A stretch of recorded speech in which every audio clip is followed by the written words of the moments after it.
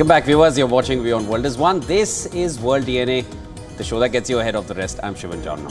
And I'm Heem Korsaran. On the show, in a horrific incident in Southport, England, 2 children dead, 9 injured in a series of stabbings at a dance class. A 17-year-old has been arrested in connection with the attack. We'll bring you the complete series of events of the chilling knife attack on the show today.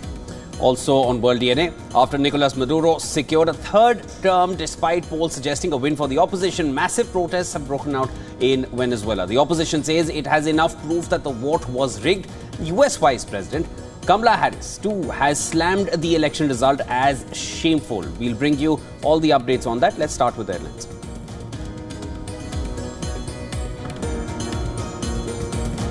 Protests erupt in Venezuela capital against President Nicolas Maduro's claim of victory in the country's disputed election. Security forces fired tear gas and rubber bullets at the protesters.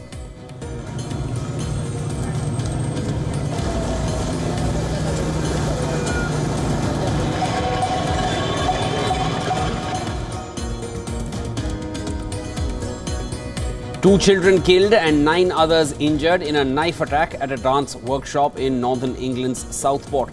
17-year-old suspect arrested. UK Prime Minister Keir Starmer says the whole country is deeply shocked by the deadly attack.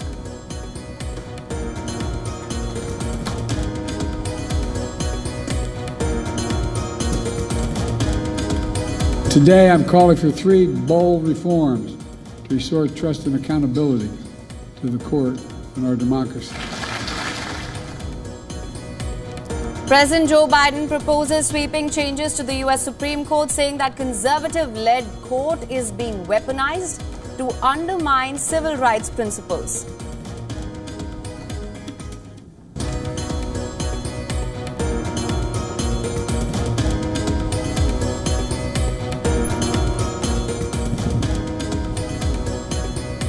United States announces around $1.7 billion new military aid for Ukraine, featuring air defense munitions and artillery rounds that Kiev's forces say they desperately need.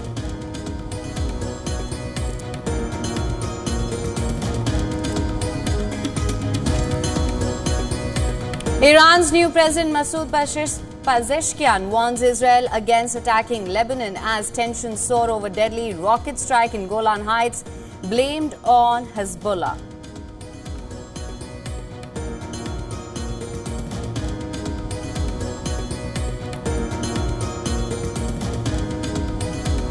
Ten injured after 14 coaches of Mumbai-Howrah mail derail in Indian state of Jharkhand. Accident occurs around 80 kilometers from Jamshedpur.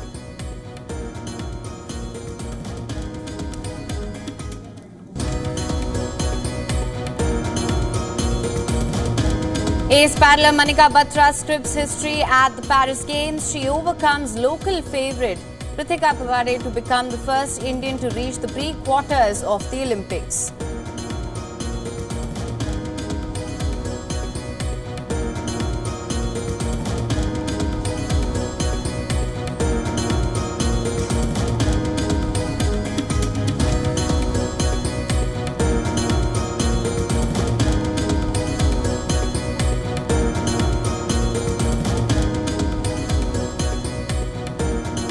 Security forces in Venezuela responded to protests as demonstrators took to the streets, angered by the announcement of the victory of Nicolas Maduro in the country's presidential election. And this comes after the political opposition and the incumbent both claimed victory. Thousands of demonstrators protested against what they said was an attempt by Maduro to steal the country's disputed election. Security forces fired tear gas and rubber bullets at protesters.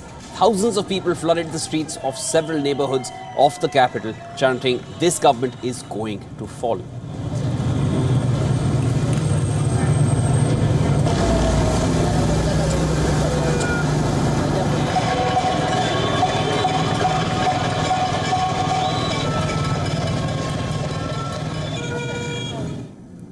Meanwhile, Venezuela said that it is withdrawing its diplomatic staff from 7 Latin American countries that questioned the election victory of Maduro.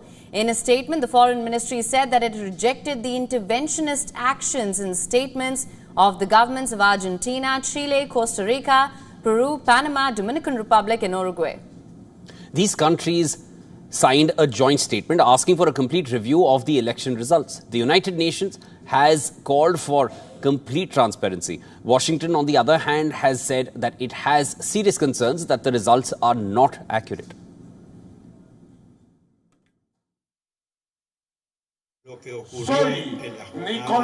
Both sides of Venezuela's Sunday election claimed victory in the early hours of Monday morning, in a vote that saw accusations of underhanded tactics and reports of isolated incidents of violence. The country's electoral authority announced just after midnight that Venezuelan President Nicolas Maduro had won a third term with 51% of the vote, despite multiple exit polls pointing to an opposition win. Maduro then declared victory at the presidential palace in the capital, Caracas. Soy Nicolás Maduro Moro, presidente reelecto de la República Bolivariana de Venezuela. The election authority said that with over 80% of ballot boxes counted, opposition rival Edmundo Gonzalez won 44% of the vote. They added that results had been delayed because of a, quote, aggression against the electoral data transmission system. Meanwhile, opposition leader Maria Corina Machado claimed Gonzalez had won in a landslide with 70% of the vote. Gonzalez, a 74-year-old ex-diplomat known for his calm demeanor, made no concessions to Maduro in later remarks, but made clear that he was not calling for supporters to take to the streets or commit any acts of violence. Our message of reconciliation and peaceful change still stands. We are convinced most Venezuelans also desire this. Our struggle continues, and we won't rest until the will of the people of Venezuela is respected. The opposition alleges that the election authority, which is meant to be an independent body, acts as an arm of the government. Their call for Maduro contradicts multiple exit polls, including one from Edison Research predicting that Gonzalez would win 65% of the vote, while Maduro would win 31%. Another from Meganalysis predicted a 65% vote for Gonzalez and just under 14% for Maduro. We applaud the Venezuelan people. U.S. Secretary of State Antony Blinken, speaking from Tokyo, called for a detailed breakdown of votes. We have serious concerns that the result announced does not reflect the will or the votes of the Venezuelan people. In his victory speech, Maduro railed against foreign interference. When Donald Trump denounced that he had the election stolen, we didn't meddle with that. We didn't tell them to do this or do that. This is in their hands, an internal affair the United States will solve.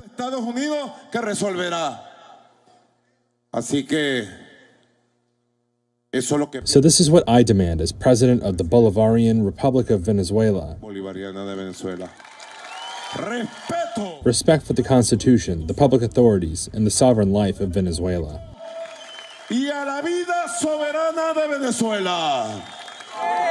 Machado, the opposition leader, also called on the country's military on X to uphold the results of the vote, saying, quote, "It is time to put yourselves on the right side of history. You have a chance, and it's now." Venezuela's military has always supported Maduro, a 61-year-old former bus driver and foreign minister.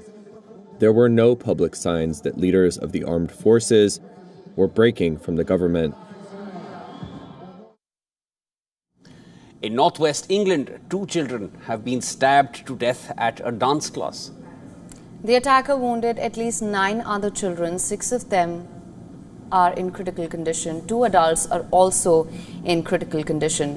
A 17-year-old male suspect has been arrested in Southport on suspicion of murder and attempted murder. According to Merseyside police, multiple people, many of whom were children, had been subjected to a ferocious attack. Police said the adults who were injured were trying to protect the children.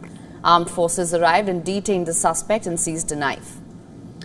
The incident occurred at a Taylor Swift-themed event. It was described as a yoga and dance workshop for children aged between 6 and 11. The motive behind the attack is unclear, but the attack is not being treated as one which would be related to terror. It is understood that the children were attending a Taylor Swift event at a dance school when the offender, armed with a knife, walked into the premises and started to attack inside the children. We believe that the adults who were injured were bravely trying to protect the children who were being attacked. Prime Minister Keir Starmer has expressed his condolences to the victims' families, friends, describing the incident as truly awful and deeply shocking. Awful. And I know the whole country is deeply shocked at what they've seen and what they've heard. And I know I speak for everybody in the whole country in saying our thoughts and condolences with the victims, their families, their friends and the wider community. And it's almost impossible to imagine the grief that they're going through and the trauma that they're going through. King Charles III also offered his condolences and prayers in a statement, calling the incident utterly horrific. Prince William and his wife Catherine also posted about the heinous attack on social media. They said that as parents they cannot begin to imagine what the loved ones of those killed and injured are going through.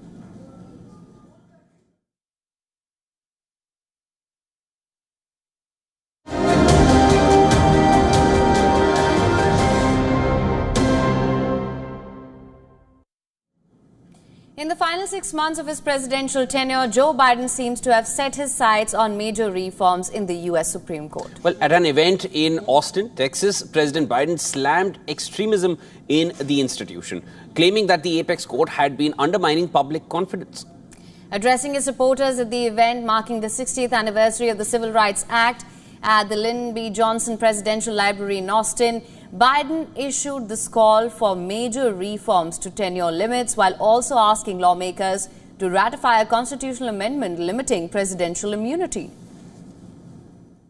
I have great respect for our institutions and the separation of powers laid out in our Constitution.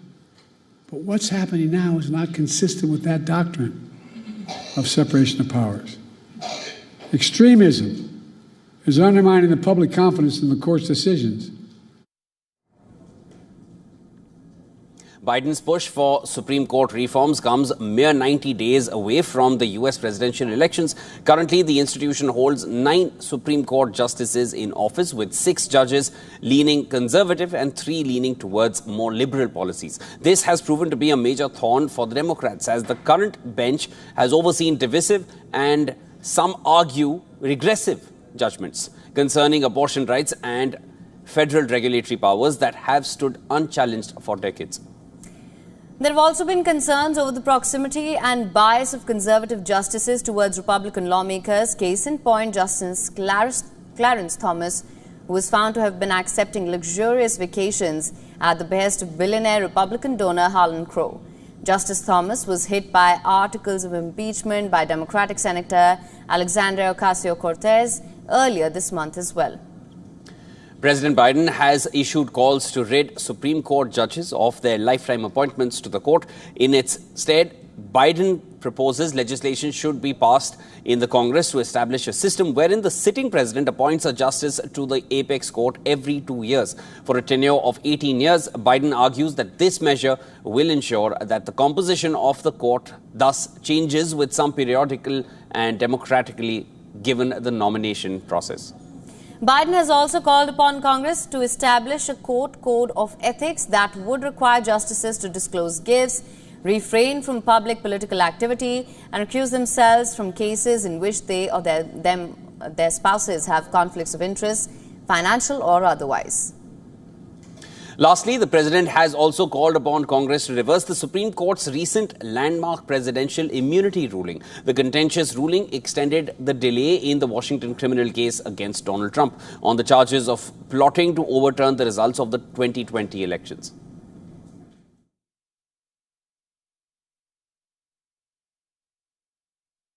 The court is not self-policing. The court is not dealing with the obvious conflicts of interest. We need a mandatory code of ethics for the Supreme Court, and we need it now. And for more on this, our correspondent Susan Tehrani has sent us this report from New York. Listen to this. Is President Joe Biden and Vice President Kamala Harris's proposal to reform the Supreme Court a thinly veiled attempt to politicize the judiciary and undermine conservative justices? Well, the plan, which includes term limits and ethic rules, is being touted as a way to restore confidence in the court. Skeptics say that it will lead to a weakened conservative majority and pave the way for liberal ideology. Harris is using this proposal to launch her presidential campaign and appeal to progressive voters. But how will moderate voters and independents view this proposal? Regardless, the proposal is dead on arrival in the House. Republicans say the Democrats are seeking to change the system because they disagree with recent decisions, particularly on abortion rights. Susan Tehrani reporting from New York for WION The World. Israeli Prime Minister Benjamin Netanyahu has vowed a severe response to the deadly attack on the Israel-occupied Golan Heights. Israel has accused Lebanon's Hezbollah of being responsible for the strike, which the militant group denies. The strike has pushed the foes on the brink of an all-out conflict. Now, in the latest, Israel's Defense Minister Yoav Gallant has briefed his U.S. counterpart Lloyd Austin on the rocket attack, noting that it is a significant escalation. Gallant has said that the Iran-backed Hezbollah group will be held responsible.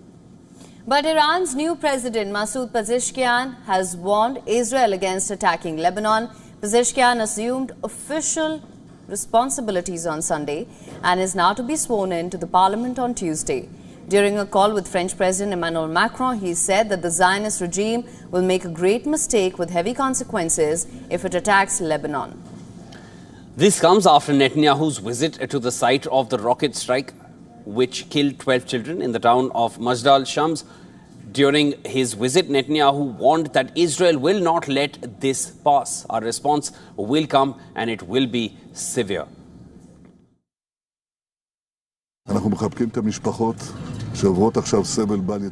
We are embracing the families who are going through indescribable suffering. These children are our children. They are the children of us all. The state of Israel cannot and will not let it pass. Our response will come and it will be severe.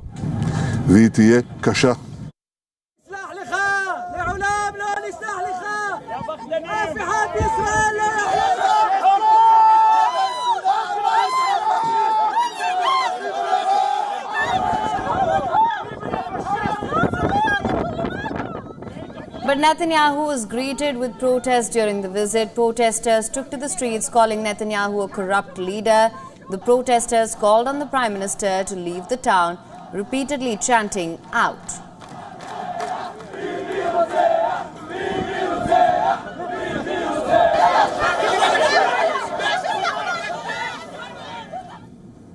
As tensions escalate, the UK has advised British nationals to leave Lebanon and not to travel to the country. Several countries like India and Germany have also issued travel advisories and emergency contact numbers for its nationals in Lebanon. German Foreign Minister Annalena Baerbock has strongly condemned the strike on the Golan Heights and stressed the importance of de-escalation in the region.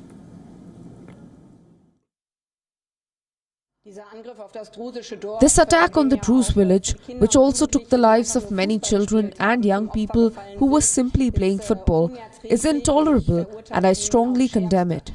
We have already seen in recent months how important it is for all players to contribute to de-escalation. Because if there is a conflagration, if there is another war in the region, then all the people in the region will suffer even more. And that is precisely what we must prevent. Israelis are protesting, scuffling at the gates of the shadowy facility SDE Teman prison in the Negev desert. Well, they're opposing the detention of 9 soldiers accused of torturing a Gaza prisoner. In response to the allegations, Israel's military had launched an investigation and took the accused personnel for questioning. The demonstrators rioted and chanted shame and waved Israeli national flags opposing the move. The detention of soldiers also prompted an outcry among members of Israel's far-right government. It is understood that the Palestinian detainee abused by the IDF was admitted to a hospital following severe injuries that rendered him incapable of walking. Several reports by rights groups, including an investigation by the Associated Press, have emerged outlining the cases of severe abuses inflicted on the Palestinian detainees at the notorious facility. A petition was filed at Israel's Supreme Court by an Israeli human rights organization. It points that tens of thousands of languishing prisoners from the Gaza enclave, including women, children, elderly and medics, are being subjected to brutal torture. They face physical assault, starvation and neglect in the Israeli military's prison cell. It adds that in recent months, dozens of Palestinian detainees in deteriorating health conditions have been released from the Israeli cell, bearing visible scars indicating torture. The Israeli military, however, denies ill treatment of Palestinians. IDF insists that it acts according to international law and those arrested get access to food, medicines, water and clothing. The claim, however, has been contested by domestic and international rights organizations. A United Nations Agency for Palestinian Refugees, or UNRWA, report released in April alleged that some of its staff members detained by Israel were subjected to severe beatings, humiliations, insults, ill treatment and were quote-unquote forced to strip naked. They were subjected to different forms of abuse in the likes of waterboarding and faced threats of rape and electrocution. UNRWA documented the release of 1,506 detainees from Gaza, that includes 43 kids and 84 women, via the Kerem Shalom crossing. It said that they were, and I'm quoting here, made to act like animals, got urinated on, tortured with loud music and noise, were subjected to deprivation of water, food, sleep and toilets, suffered due to the prolonged use of tightly locked handcuffs causing open wounds and friction injuries.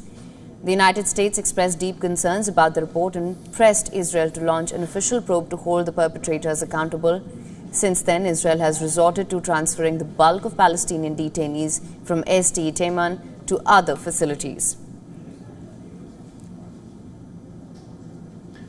Now, Tel Aviv is facing international condemnation for its continued brutal offensive in Gaza that killed 39,360 civilians and has injured 90,900 others.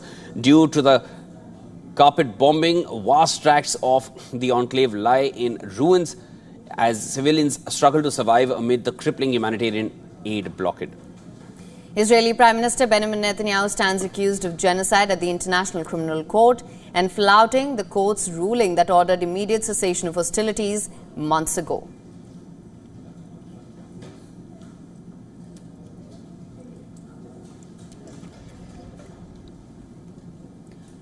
All right, let's shift our focus now to the Russia-Ukraine war. Moscow has claimed fresh gains in Ukraine. Its forces are waging heaviest battles near Ukraine's strategic eastern city of Pokrovsk to break through the key logistics hub here. Now, the assaults are threatening the integral supply route for the Ukrainian forces. They have been struggling to fend off Russian attack during the more than 2 years of hostilities. Ukrainian military's general staff said that in the last 24 hours, Ukraine has repulsed over 52 Russian attacks in the town located in the war-scarred eastern flank. The invading Russian troops have been slowly but consistently gaining ground in the region's frontline areas, located just 43 miles from the administrative capital. The city is a transport hub that had a pre-war population of 61,000. It's a key supply route to the embattled Ukrainian outposts in nearby towns, including Chasiv. Russian Defense Ministry said that its troops have already taken the 2 key villages in the east of Pokrovsk. Ukraine's President Volodymyr Zelensky said that the fighting there is extremely challenging and that despite the tense situation, Ukraine has the strength to achieve its war goals.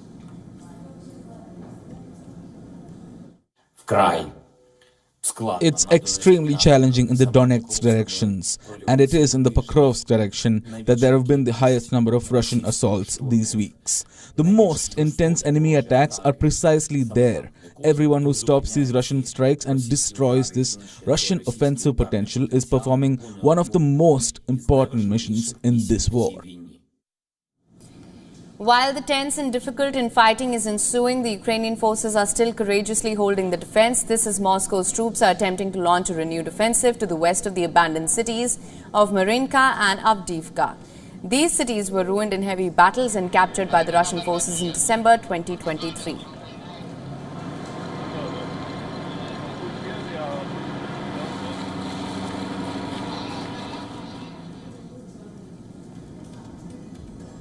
With that, it's time now for a short break. Don't go anywhere.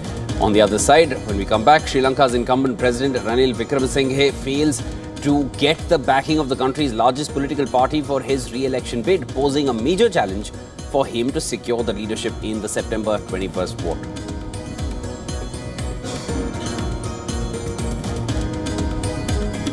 Also on the other side, reports now say Pakistani Special Service Group commandos are behind the large-scale infiltration in India's Jammu and Kashmir.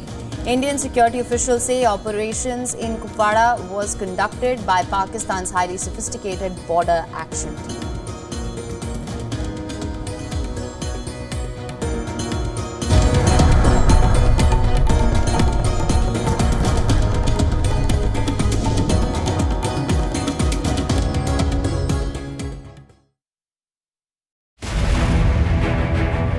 Prime Minister Narendra Modi will be travelling to Kyiv in August. This will be his first visit to the war-torn country since the start of the Russia-Ukraine war.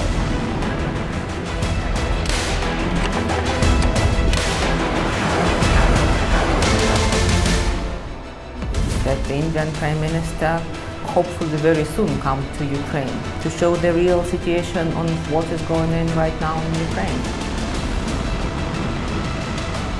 Indian Prime Minister Narendra Modi is expected to travel to Ukraine in the month of August. The visit is likely to happen around 23rd of August.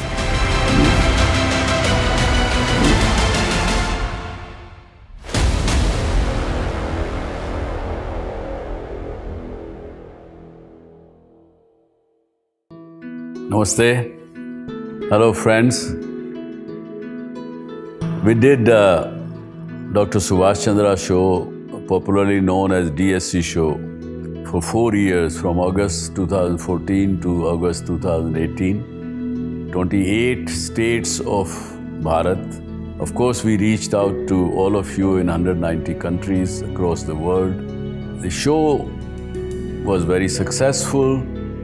Each episode was being watched by almost 25 million people every week. For past 6 years, the demand of the show has never died down. People write to us, people ask for the show to restart again. Hence, we are beginning the show once again on All Z Network, also on WION, which is the global network channel from India. Again, thank you for your love and affection. See you soon at Subhash Chandra Show.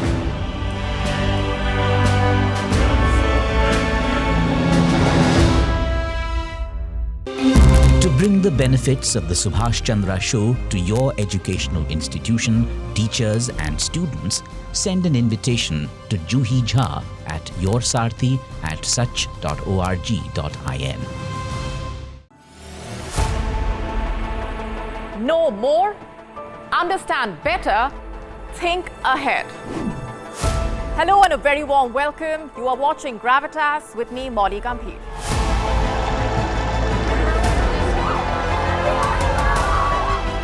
Get the facts, not the bombast. On the 26th of March, dynamic pricing, Baloch separatists, Gravitas cuts out the clutter. Gravitas keeps calm when others scream. Gravitas brings news to life.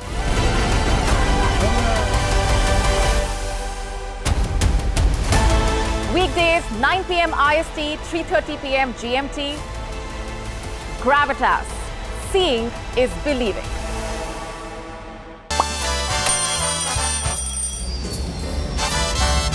Vielleicht nur als Imposant.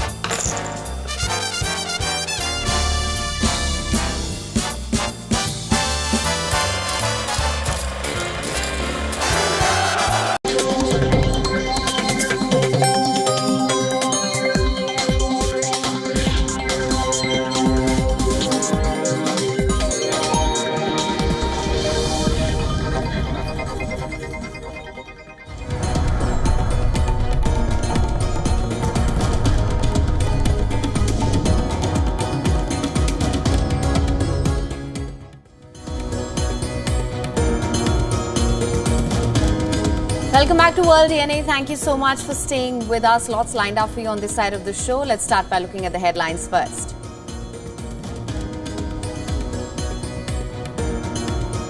Two dead and 6 injured after 18 coaches of the Mumbai-Howrah mail derail in Indian state of Jharkhand. Accident occurs around 80 kilometers from Jamshedpur.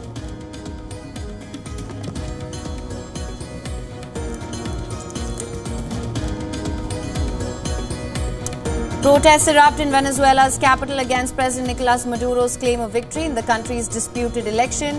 Security forces fire tear gas and rubber bullets at the protesters.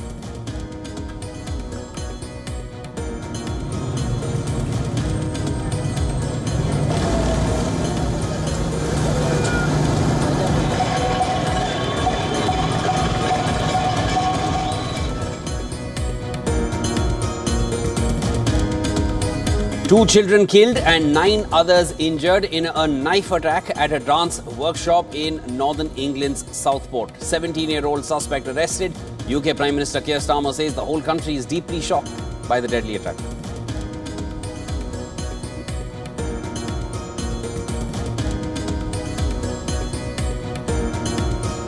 Today, I'm calling for 3 bold reforms to restore trust and accountability to the court and our democracy.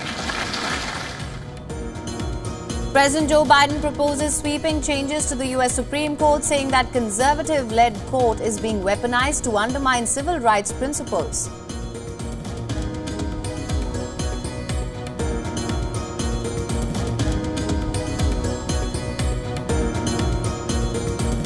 United States announces around $1.7 billion new military aid for Ukraine, featuring air defense munitions and artillery rounds that Kiev's forces say they desperately need.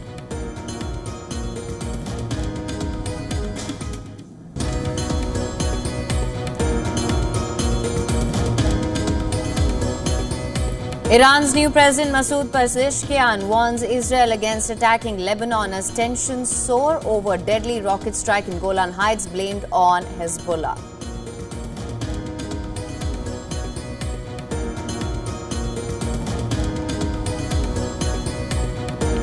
Manika Batra scripts history at the Paris Games. She overcomes local favourite Pritika Pawade to become the first Indian to reach the pre-quarters of the Olympics.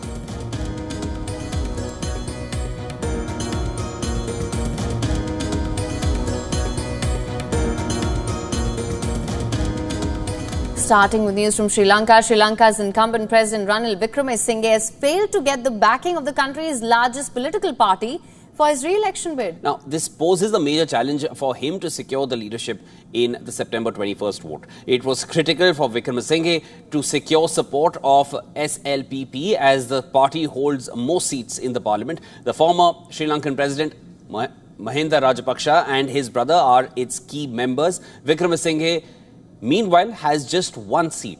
Even then, the incumbent is not out of the race as he's contesting as an independent candidate. But it would be a blow to his candidacy if the other opposition parties end the support. Sources in Wickremesinghe's United National Party say that this outcome for him was predetermined. Wickremesinghe was appointed to serve the remaining of the 5-year term vacated by his contender Rajapaksa, who was elected in November 2019. He became the first sitting president to be ousted from power after thousands of disgruntled protesters occupied his office and official residence and forced him to flee the country and later resign. Of all the candidates, Wickremesinghe is seen as the most market and reform friendly. He took over the job when Sri Lanka crumbled under severe financial crisis, which was triggered by a record shortfall of foreign exchange reserves. With the help of $2.9 billion, which came from the IMF, Wickremesinghe brought down inflation from a steep 70% in September 2022 to 1.7% in June. His policies strengthened the rupee and rebuilt the previously decimated foreign exchange reserves. But the higher tax imposition under the IMF program, prolonged inflation and a stagnant job market caused by the crisis plunged a quarter of the population into poverty. Other than Wickremesinghe, Sri Lanka's 65-year-old Justice Minister Vijayadasa Rajapakse was the latest to resign from his position to contest the presidential election. He became the second member of the cabinet to declare himself a candidate after President Ranil Wickremesinghe. He announced his intention to contest in the race last Friday. Rajapakse is backed by the former president, Sirisena, who leads a faction of the Freedom Party mired in legal wrangles. Sirisena was served a court writ restraining his functioning as a leader. Cash-strapped Sri Lanka will hold its first election since 2022 when it plunged into the economic bankruptcy. The polls are likely to decide the future of the reforms in the South Asian island. The main opposition party, SJB, and Marxist JVP leaders Sajith Premadasa and Anura Kumara Desanayake are also vying for the post. Candidates have until August 14th to post the non-refundable deposits to the Election Commission and submit their nominations a day later.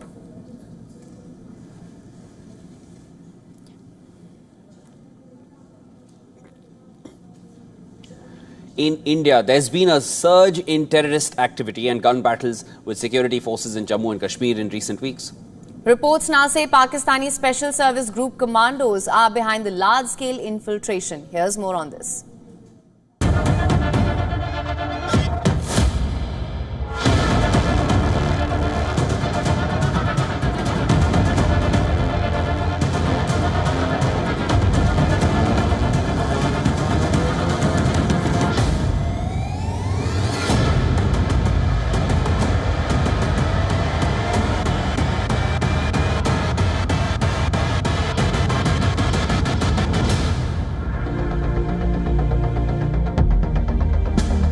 A massive uptick in terrorist activity in Jammu and Kashmir.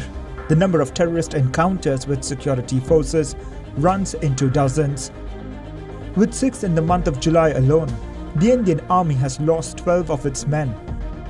A Pakistani terrorist was gunned down in one such armed encounter near the line of control in North Kashmir's Kupwara district. A huge cache of arms and ammunition were recovered from him. There's evidence suggesting he was a commando of the Pakistani army. Indian security officials say the entire operation in Kupwara was conducted by Pakistan's highly sophisticated Border Action Team or BAT, with the Pakistan Army directly pulling the strings.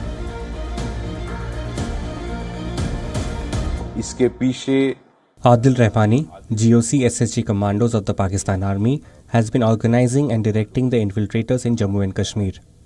Over 600 SSG commandos from the Pakistan Army have been earmarked, and a large number of them have already sneaked into Jammu and Kashmir, and some are still trying to infiltrate. It is an act of war, and the motive behind this is to engage 15 and 16 corps of the Indian Army fully in the coveted war. UK-based human rights activist Amjad Ayub Mirza says attacks in the Jammu region were being carried out by SSG's general commanding officers. He claims there are close to 600 Pakistani commandos operating in the Kupwara region of Jammu. Jammu and Kashmir police has acknowledged the presence of 70 to 80 foreign terrorists in Jammu and Kashmir. And if recent reports are to be believed, the numbers are much higher. These terrorists are highly trained and armed with the latest weaponry like M4 and Chinese A56 assault rifles. They possess state-of-the-art technology to avoid detection. One report says weapons left behind by the United States Army in Afghanistan have now reached Jammu and Kashmir. Highly trained militants laced with the latest arms and ammunition and gadgetry is what is helping them to carry out attacks in Jammu as well as the Kashmir region.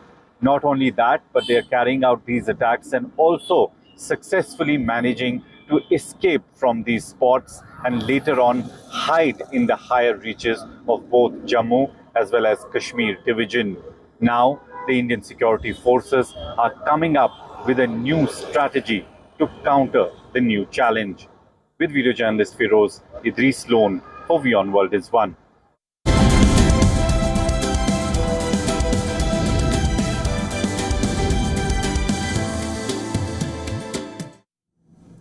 All right, now we look at the dramatic fall in Chinese demand for gold. Well, the country's demand is cracking under the weight of record high prices. Jewelry stores in China are seeing a sales slump as customers put off buying gold.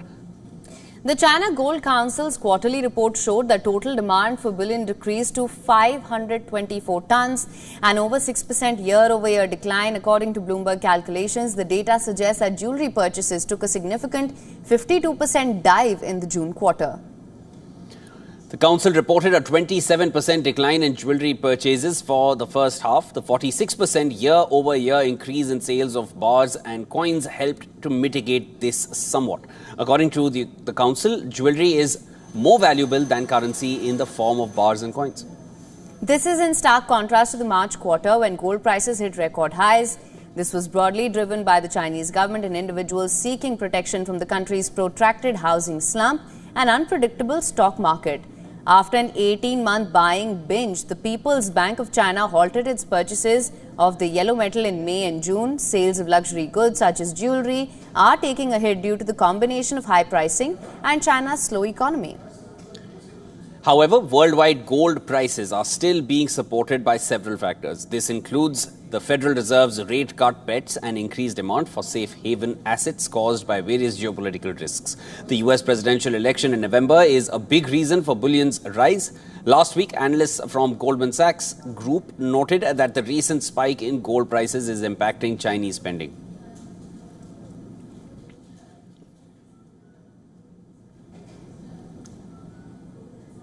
All right, now we turn our attention, of course. Let's start with to the growing economic and trading ties between China and Saudi Arabia. Chinese investors are pouring money into two new exchange-traded funds, ETFs, that track Saudi Arabian shares. This is driven by the demand surge for international assets due to the terrible performance of domestic stocks. Take a look at this next report for more on this. On their debut in Shanghai and Shenzhen on July 16th, the Saudi-focused ETFs had a brisk start. Both funds soared over the daily 10% limit on their first two trading days. Managers alerted the exchanges that the company's share price premium above its net asset value had grown too high. This led to their suspension for a portion of July 18th. An explanation for the excitement over the two ETFs could be the strengthening of China's and Saudi Arabia's economic and trade links. A slew of multi-billion-dollar partnerships spanning the tech industry, solar power and electric cars have been announced in recent months by firms and sovereign funds from both sides. Nelson Yan, co-chief investment officer at Fosun Wealth International in Hong Kong, said Chinese investors are thirsty for better returns from overseas assets as the yield from China assets is too thin. Yan added, the relationship of China and Saudi Arabia is good investment-wise and the geopolitics risk is smaller. The bet on Saudi Arabian stocks is hardly the first instance where Chinese investors have become smitten with the stocks of a specific nation. Optimism over ties between the two nations has investors keen to learn more, even though the Saudi market may seem more exotic to Chinese investors than American or Japanese shares. The two Saudi Arabian exchange-traded funds follow the performance of the FTSE Saudi Arabia Index. The index ranks financials, basic commodities and energy businesses as its top three components. 3/4 of the measure is accounted by Saudi National Bank, Al Rajhi Bank and Saudi Aramco. Is this a reflection of Saudi being a game changer? Is the kingdom gaining prominence in its new avatar? These themes will be in focus as Saudi transitions away from oil-related activity. Business Bureau, WION World is One.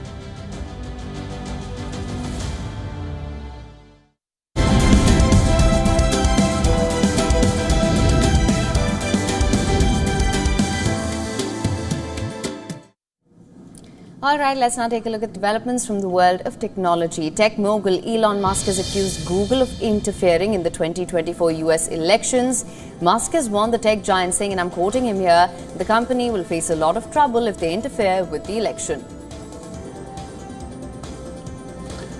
On his social media platform X, Musk posted a screenshot of a Google search as evidence for the alleged election interference. In the post, a search for President Donald can be seen, bringing up results such as President Donald Duck and President Donald Reagan, but not Donald Trump. Now, according to Moody's ratings report, data center capacity in the Asia-Pacific region will double in the next 5 years. The APAC region is expected to constitute about 30% of global capacity expansion over the next 5 years. Report further suggests that APAC will see more than $564 billion worth of investment in the generative AI software field. The increase in the adoption of artificial intelligence technology and cloud computing can be credited for the increase in the Asia-Pacific region's data center capacity.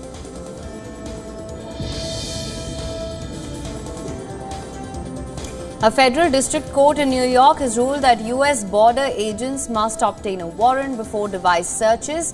This includes searching of electronic devices of both Americans and international travelers crossing the U.S. border. The court cited that the border searches for electronic devices go against the core First Amendment rights such as freedom of speech, freedom of religion, freedom of association, and freedom of the press. The ruling is set to take effect across the Eastern District of New York, including the John F. Kennedy International Airport.